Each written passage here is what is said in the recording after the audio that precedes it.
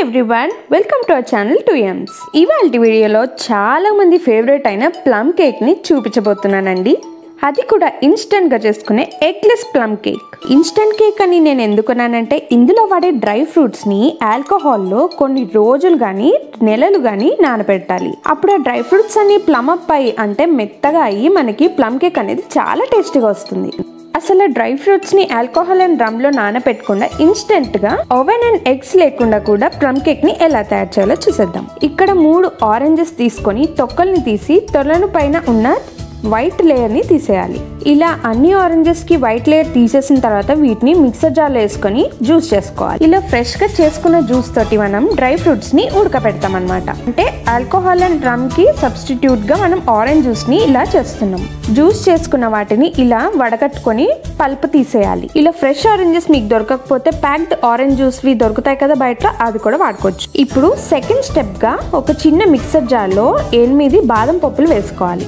Plum cake లో almond floor ని వాడతారండి. అది అందరికీ అందుబాటులో ఉండదు కదండి, సో మిక్సీలో ఇలా పౌడర్ చేసుకోండి.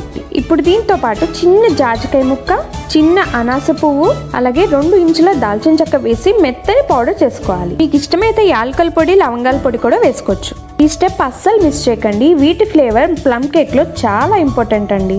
ఇప్పుడు ఇందాక ఫ్రెష్ గా చేసి పెట్టుకున్న ఆరెంజ్ జ్యూస్ ని ఒక ప్యాన్ లో పోసి దాంట్లోకి సగం సగం కట్ చేసి పెట్టుకున్న జీడిపప్పులు, అలాగే కొన్ని బాదం పప్పు ముక్కలు, ఇప్పుడు మనకి బయట మార్కెట్లో చెర్రీస్ దొరుకుతాయి కదండి, అవి కూడా కట్ చేసుకొని వేయాలి. అలాగే కొన్ని టూటీ ఫ్రూటీస్, ఇలాగే వీటితో పాటు నల్ల ఎండు ద్రాక్షాలు కూడా వేసుకోండి. అసలు ప్లమ్ కేక్ ఎందుకు అంత బాగుంటది అంటారు? ఈ నల్ల ద్రాక్షల వల్లే. ఒకవేళ మీ దగ్గర లేకపోతే స్కిప్ చేసేయండి. ఇప్పుడు కొన్ని కిస్మిస్లను కూడా వేసుకొని మంటని మీడియం ఫ్లేమ్ లో పెట్టి 5 నుంచి 10 నిమిషాల వరకు ఇందులో వేసిన డ్రై ఫ్రూట్స్ అన్ని మెత్తగా అయ్యేంత వరకు ఉడికించుకోవాలి. ఇప్పుడు నేను వేసిన డ్రై ఫ్రూట్స్ లెక్క లేదండి, మీకు ఇష్టమైనంత వేసుకోవచ్చు. అలాగే నేను వాడిన ఆరెంజ్ జ్యూస్ 300 ml ఉంటుందండి. ఇప్పుడు థర్డ్ స్టెప్లో కేక్ బ్యాటర్ని ప్రిపేర్ చేసుకోవడానికి మిక్సింగ్ బౌల్లో 1 కప్ మైదాని వేసుకొని 1/2 కప్ షుగర్ పౌడర్ వేయాలి. అలాగే 1 teaspoon baking powder, 1/2 teaspoon baking soda, 1 teaspoon corn ఫ్లోర్ని వేసుకొని 3 టీ స్పూన్స్ కోకో పౌడర్ని కూడా వేసుకోవాలి. కోకో పౌడర్ లేని వాళ్ళు స్కిప్ చేసుకోవచ్చు, కానీ వేస్తే దీనివల్ల మంచి కలర్ వస్తుంది. ఇప్పుడు ఇందాక చేసి పెట్టుకున్న బాదం పప్పు, జాజికాయ వీటి పౌడర్ని కూడా వేసుకొని బాగా జల్లించుకోవాలి. ఇలా జల్లించుకోవడం వల్ల కేక్ మంచిగా పొంగి సాఫ్ట్గా వస్తుంది. ఇప్పుడు ఇలాంటి ఉండలు వస్తే పక్కకి తీసేయండి. జల్లించి పెట్టుకున్న పిండిని ఒకసారి కలుపుకొని దాంట్లోకి కొన్ని డ్రై ఫ్రూట్స్ని యాడ్ చేసుకుందాం. నేను చెప్పే డ్రై ఫ్రూట్సే కాదండి, మీకు ఏవి అందుబాటులో ఉంటే అవి వేసుకోవచ్చు. కొన్ని జీడిపప్పులు, కొన్ని బాదం పప్పులు, అలాగే కొన్ని వాల్నట్స్ని ముక్కలు చేసుకొని యాడ్ చేసుకోవాలి. వీటిలాగే కొన్ని పిస్తా పప్పులు, కొన్ని టూటీ ఫ్రూటీస్, కట్ చేసి పెట్టుకున్న చెర్రీస్ని, అలాగే వాటర్ మిలన్ సీడ్స్ని కూడా యాడ్ చేసుకోవాలి. ఇవి వేస్తే మధ్య మధ్యలో కరకలాడుతూ భలే ఉంటాయి.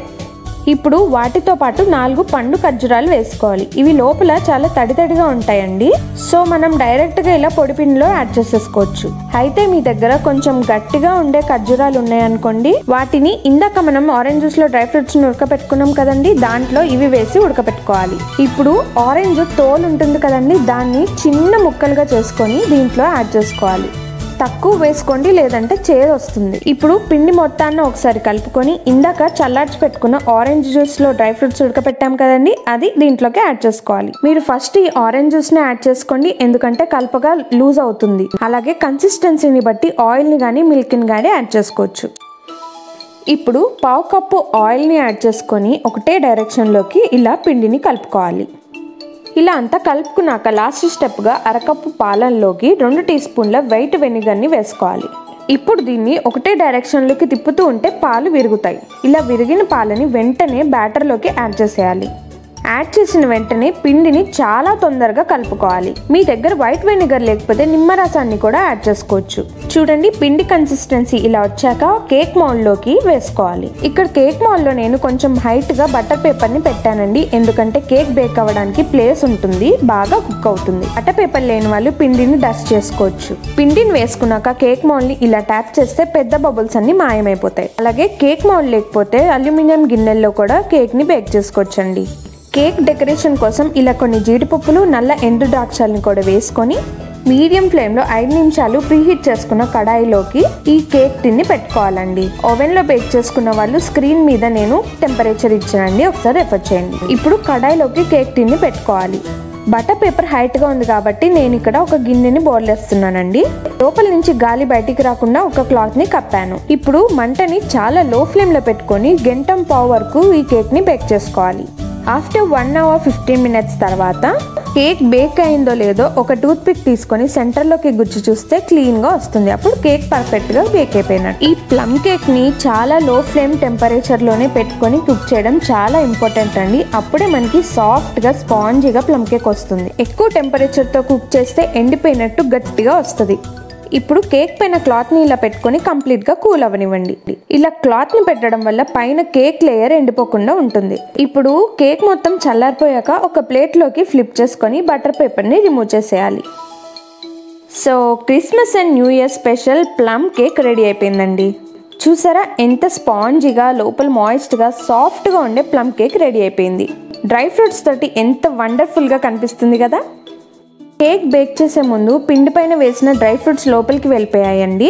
సో ఇక్కడ నేను వైట్ పేపర్ని ట్రీ షేప్లో జిగ్జాగ్గా కట్ చేసుకొని దానిపైన షుగర్ పౌడర్ని ఇలా జల్లాను.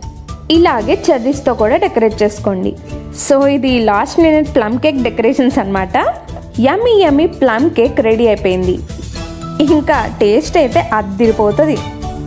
చూసారుగా సింపుల్ స్టెప్స్ తోటి కాస్ట్లీయెస్ట్ అయిన ప్లమ్ కేక్ని ఇంట్లోనే ఈజీగా తయారు చేసేసుకోవచ్చు. ఇంకా దీన్ని తింటుంటే మీ పిల్లలే కాదండి, మీరు కూడా a plum cake is all we need అంటూ ఎవ్రీ బైట్ ఎంజాయ్ చేస్తారు. అయితే ఈ ప్లమ్ కేక్ని మీరు కూడా ట్రై చేస్తారు కదా. ట్రై చేసి ఎలా వచ్చిందో నాకు కామెంట్ సెక్షన్లో తెలియచేయండి.